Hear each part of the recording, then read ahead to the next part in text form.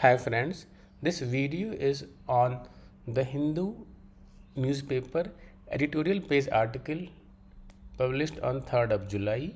This article talks about the recent tension between India and China in the border area, and this also links to the recent Chinese celebration of their 100 year of Communist Party of China.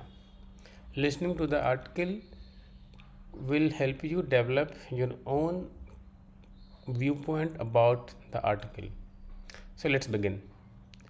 In sanitary backdrop, this is no hand of peace. Beijing's recent and muscular behavior towards India could stem from deeper tensions within China. An atmosphere of unpredictability prevails as regards China-India relations.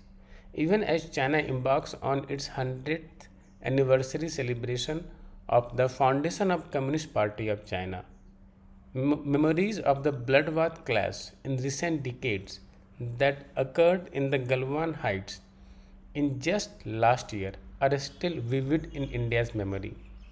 The situation in eastern Ladakh currently remains tense. After some progress in talks over troop disengagement in the vicinity of Pongong So Lake and the Kailash ranges, matters have since reached a stalemate. Meanwhile, there is new information on China's maneuvers in the border regions across Ladakh. China is reportedly raising new militia units comprising local Tibetan youth to be deployed in eastern Ladakh for both high altitude warfare and surveillance. India has meanwhile been expressing its concern to China about the continuing close up deployments, which has only produced a strong verbal riposte from China. All this has left an indelible imprint on the state of relations between the two Asian giants, who share a several thousand kilometer land border.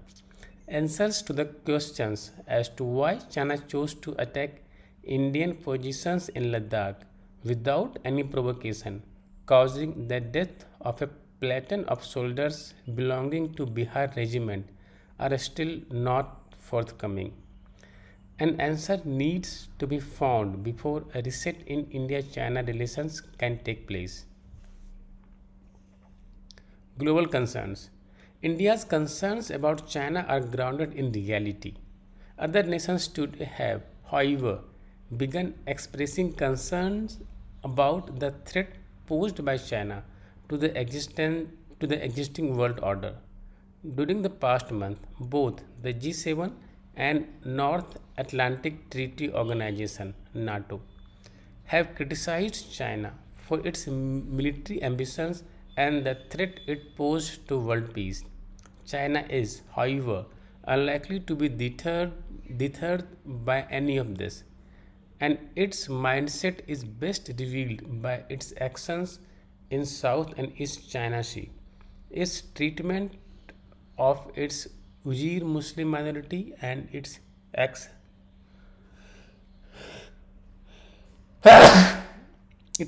sorry its action in Hong Kong.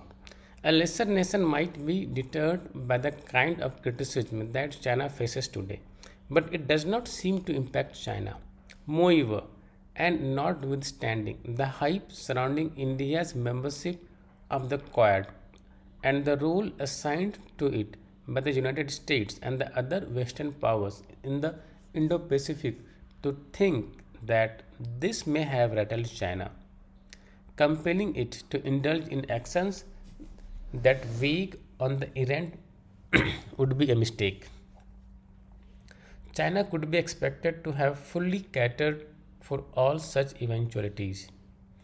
Going back into the past, we may hence need to look elsewhere to find a proper explanation for China's behavior vis-a-vis India and also elsewhere.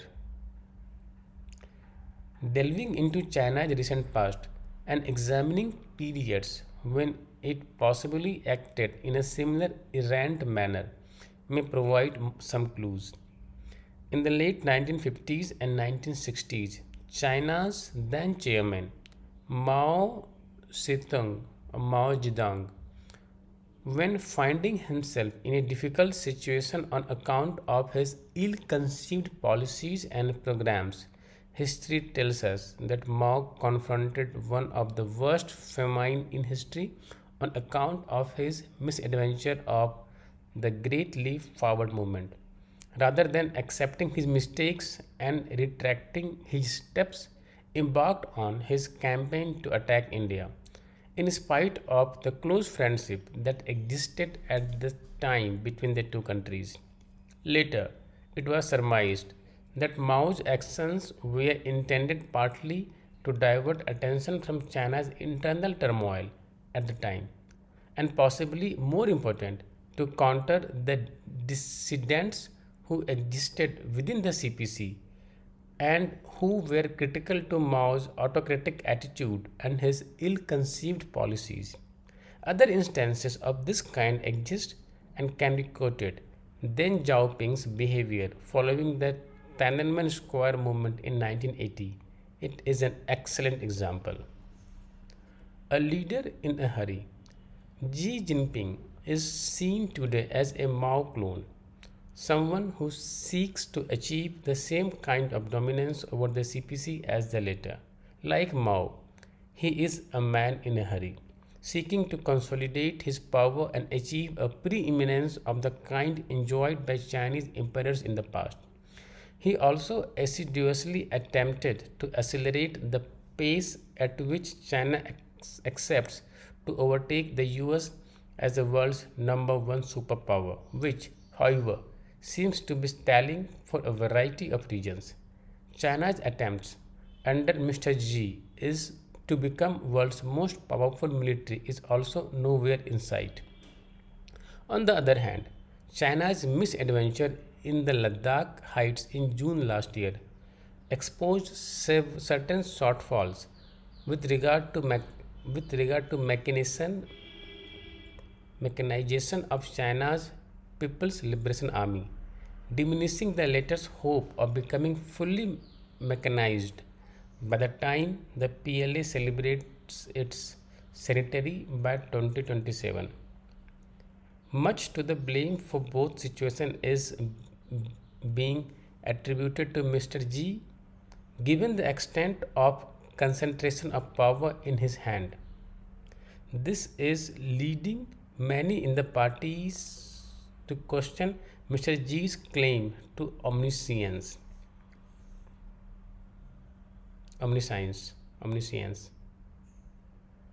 Apart from this, several of Mr. Xi's other ideas have run into difficulties. His plans to remake the global order on terms favorable to the CPC seems to have gone awry. The Chinese economy, though performing better than most other world economies, is showing signs of slowing down.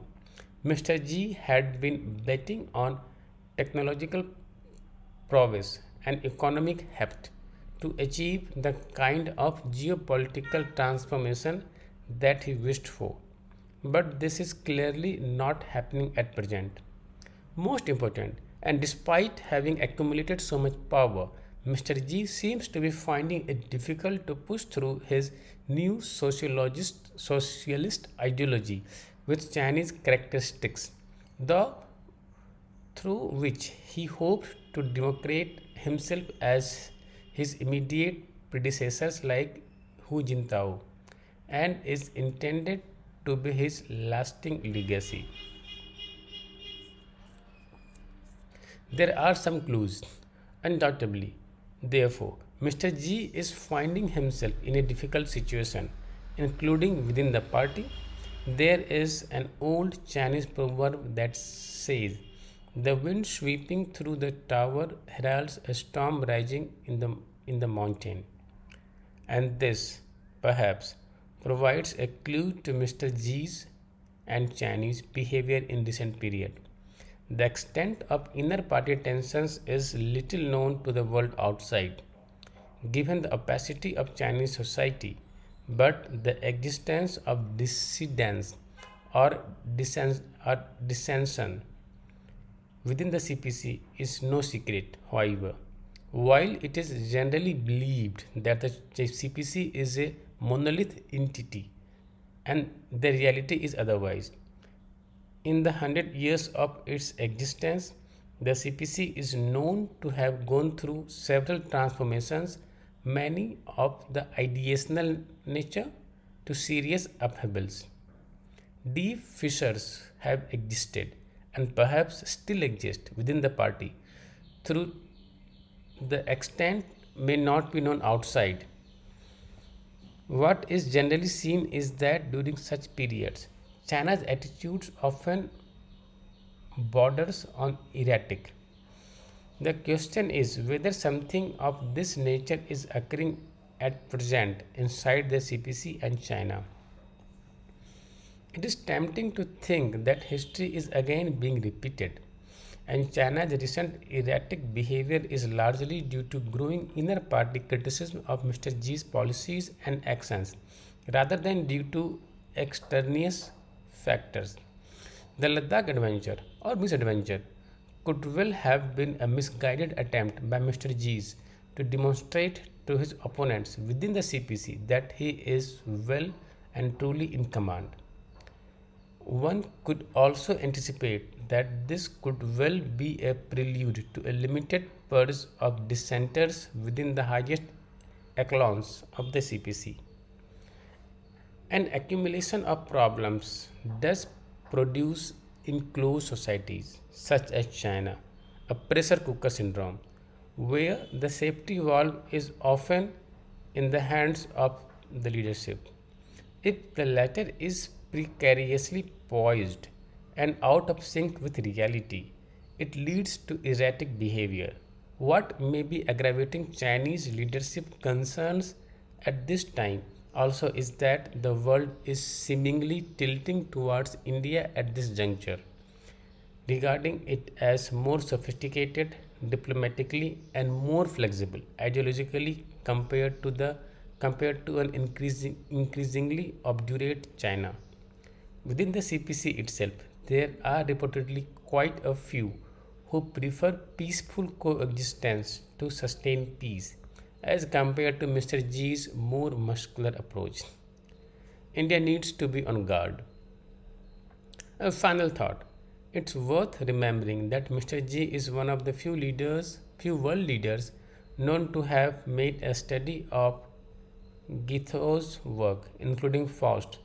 Not only that, some of Mr. Xi's actions, such as modeling himself on Mao and a practicing advocate of Maoism too, despite the humiliation both he and his father suffered at the hands of Mao prior to and during the Cultural Revolution, tend to make him out to be something of a Faustian character. Was Mr. Xi, through his aggressive behavior in Ladakh and notwithstanding the warm relations that he is known to have with India's Prime Minister Narendra Modi, preparing the ground for a Faustian bargain? If so, Mr. Xi has made yet another serious miscalculation, not only about the ground situation but also the mood of the nation and its leadership. This could cost him dear. What all this suggests is that peace is not at hand and that India should expect and prepare for more situations of this kind, with many more provocations coming from China. Amke Narayan is a former National Security Advisor and a former Governor of West Bengal.